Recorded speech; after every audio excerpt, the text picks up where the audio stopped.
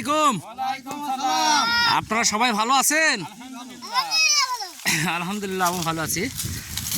আমি একটু হজরত আলী মিয়ার সাথে কথা বলতে চাচ্ছি। ভাই আপনার নামটা বললে, বাপের নাম বললে, গ্রাম বলেন। আমার নাম হযরত আলী, হ্যাঁ। আর আব্বার নাম মফিজউদ্দিন মণ্ডল। মফিজউদ্দিন মণ্ডল, গ্রাম ভান্ডারদোয়া। ভান্ডারদহ। আমরা যে জায়গায় দাঁড়িয়ে কথা বলছি এটা তো মাঠ। নতুন ভান্ডারদোয়া বলো। এটা মাঠ। এই মাঠের নাম কি ভাই? এটা হইলো লক্ষ্মীকুড়ির মাঠ। লক্ষ্মীকুড়ির মাঠ। আমরা এখন কি ভুট্টা দেখছি জানো ভাই? আমরা হইলো এটা কি রূপালী 55। রূপালী 55। রূপালী 55। আপনি কি এক জাত নিয়েছেন না দুই জাত নিয়েছেন? দুই জাত নিয়েছি। রূপালী আর হাসান জি। দুইটা নিয়েছেন। এইটা আপনার কি জমি দেখছি? এটা এটা হইলো রূপালী 55। রূপালী 55। রূপালী, হ্যাঁ। আর আল্লাহর রহমতে খুব ভালো হয়েছে। আচ্ছা, তো এখন তো আপনি নেওয়ার সময় ভাবছিলেন যে নিয়ে নেবো কি নেবো না। হ্যাঁ, কবে ভালো হবে না সেই জন্য।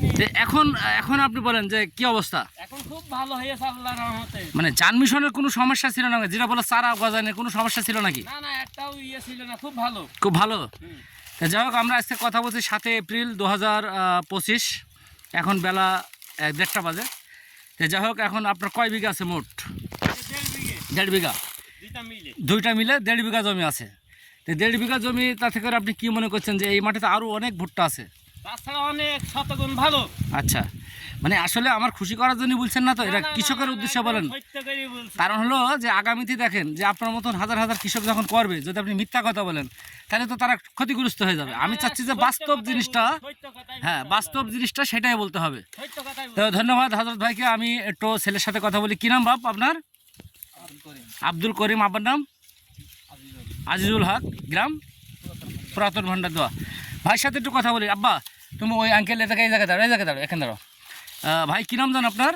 আমার নাম মোহাম্মদ আজিজুল হক। আজিজুল হক। এমনি এমনি তাকাও। আব্বার নাম? খুদা বাক্স। গ্রাম নতুন ভান্ডারদহ। তো যাই হোক, আপনি যে এই যে মাঠের থেকে ধরে নিলাম, এই দুপুরের সময় কষ্ট দিলাম এই মাঠে দাঁড়ানোর জন্য, আপনার একটু শরীর অসুস্থ, তারপরে আপনি আসলেন।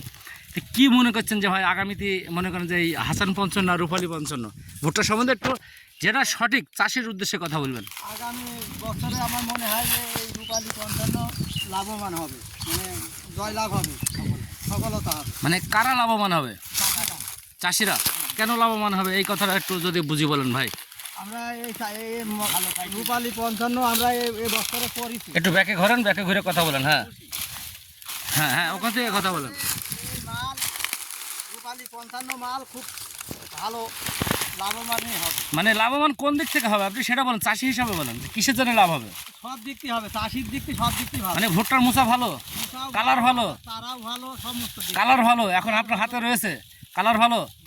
আচ্ছা, মানে ভিতরের র্যাকেশ জানেন যে এই সম্বন্ধে, যে মোটা মানে ভিতরের র্যাকেশটা জানেন যে চিকন না মোটা?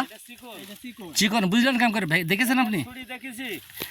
ধন্যবাদ হজরত ভাইকে। আমরা এই যে মানে যে চাষি যদি সচেতন হয় তারই সব রকমই পরীক্ষা নিরীক্ষা করি, তার একটা কথা বলে। যাই হোক, আমি এই কথা বলে শেষ করছি। খুদা হাফেজ। ধন্যবাদ সবাইকে। আসসালামু আলাইকুম।